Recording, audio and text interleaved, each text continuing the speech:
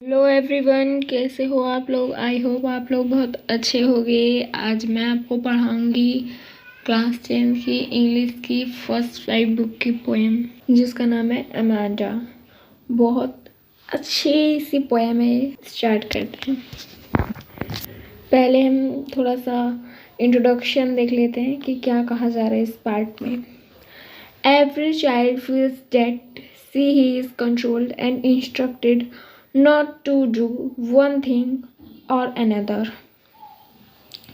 जो बच्चे होते हैं वो महसूस करते हैं, जैसे आप लोग भी बच्चे हो, आप भी कभी फील करते होगे कि आपके पेरेंट्स या कोई भी आपका बड़े बूढ़े वो आपको समझाते हैं, आपको वो कहते हैं कि तुम ये करो, वो मत करो, तुम्हें कंट्रोल करना है, इस चीज़ को नियंत्रण में रखना है।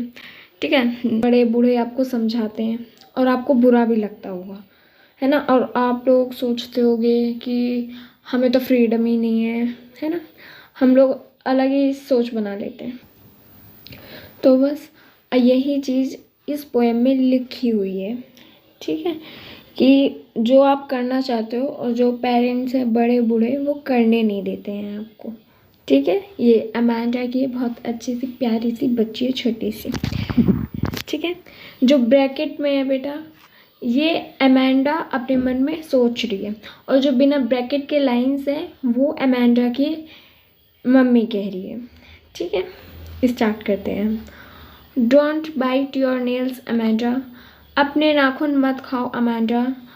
Don't hunch your shoulders Amanda, अपने कंधे को उचकाकर मत बैठो Amanda. Stop that slouching and sit up straight Amanda, तुम अपने कंधे को ढीला ढाला करके मत बैठो, सीधे बैठो। फिर अमांडा सोचती है, there is a language emerald sea, where the sole inhabitant is me, a mermaid drifting blissfully, कि मैं एक समुद्र के अंदर रहती, समुद्र के नीचे मतलब बहुत गहरे पानी में रहती, नीचे रहती, जैसे कि मछलियाँ तैरती हैं वैसी मैं भी होती। आपने देखी होगी, जल परी कहते हैं, देखा होगा, जो पानी के अंदर एक वुमेन रहती है, एक परी रहती है, जो कि ऊपर से उसका पार्ट होता है वुमेन जैसा और जो आधा पार्ट होता है वो होता है फिश जैसा। मैं उसकी तरह होती, समुद्र के अंदर रहती और जो पानी की लहरें हैं उसमें बहती हुई रहती मैं। कितना अच्छा लगता, वो ये सब सोचती है। फिर उसकी मम्मी कहती है, did you finish your homework Amanda, क्या तुमने अपना होमवर्क फिनिश कर लिया Amanda. Did you tidy your room Amanda, क्या तुमने अपना रूम साफ कर लिया। I thought I told you to clean your shoes Amanda, क्या तुमने अपना कमरा साफ कर लिया है, अपना जूते साफ करे हैं अमांडा। फिर अमांडा सोचती है, I am N orphan roaming the street, I pattern soft dust with my hushed bare feet. The silence is golden, the freedom is sweet. फिर वह सोचती है, मैं एक अनाथ होती, मेरे मम्मी पापा, मेरे पास कोई नहीं होता, मैं एक अनाथ होती, मैं आराम से गलियों में घूम रही होती, जो गलियों में धूल होती है मैं उस पर नंगे पैर घूम रही होती, जो धूल होती है उन्हें उड़ाते हुए घूम रही होती। कितना अच्छा लगता वो, कोई रोकने टोकने वाला नहीं होता। और ये लाइन बहुत इम्पोर्टेंट है बेटा, the silence is golden, the freedom is sweet. ये आपके पेपर के लिए इम्पोर्टेंट है। ओके, जो साइलेंस है वो गोल्डन से रिप्रेजेंट करा है और जो फ्रीडम है उसे स्वीट से। ठीक है, जो शांति है वो सुनहरी होती है और जो फ्रीडम है वो मधुर है। ओके, फिर अमांडा की मम्मी कहती है, don't eat that chocolate Amanda, तुम ये चॉकलेट मत खाओ Amanda. Remember your acne Amanda, Will you please look at me when I am speaking to you, Amanda? मेरी तरफ देखो, मैं तुमसे कुछ बोल रही हूँ, अमेंडा। फिर देखते हैं, फिर अमेंडा सोचती है, I am Rapunzel, I have not a care, life in a tower is tranquil and rare.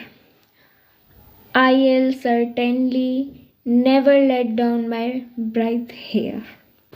फिर वो कहती है, मैं एक रेपेंजल होती, मुझे किसी की कोई परवाह नहीं, मैं एक टावर में रहती,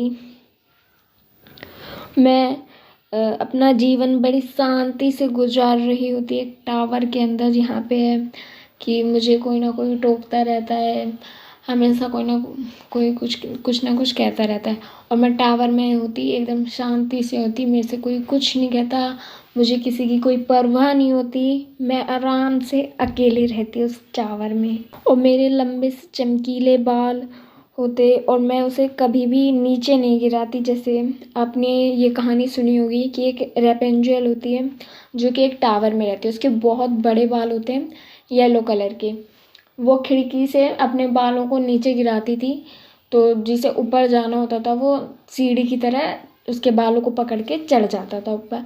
तो वही अमेंडा कहती है, मैं होती तो मैं सब बिल्कुल नहीं करती, मैं अपने बालों को नीचे झुकाती ही नहीं। अमेंडा की मम्मी कहती है, stop that sulking at once Amanda. Amanda, इस उदासी को तुम छोड़ दो। You are always so moody Amanda, तुम हमेशा नाराज रहती हो Amanda. Anyone would think that I nagged at you Amanda, हर कोई ये सोचेगा कि मैंने तुम्हें डांटा है अमेंडा। बस हमारी पोएम यही कंप्लीट होती है, एंड इसके पोइट रॉबिन क्लेन, बहुत अच्छी पोएम थी। आई होप आपको समझ में आई होगी, और एक प्यारी सी बच्ची अमेंडा की ये पोएम थी। चलिए, कंप्लीट होती है हमारे यहाँ पे पोएम। मैं चलती हूँ, बाय बाय।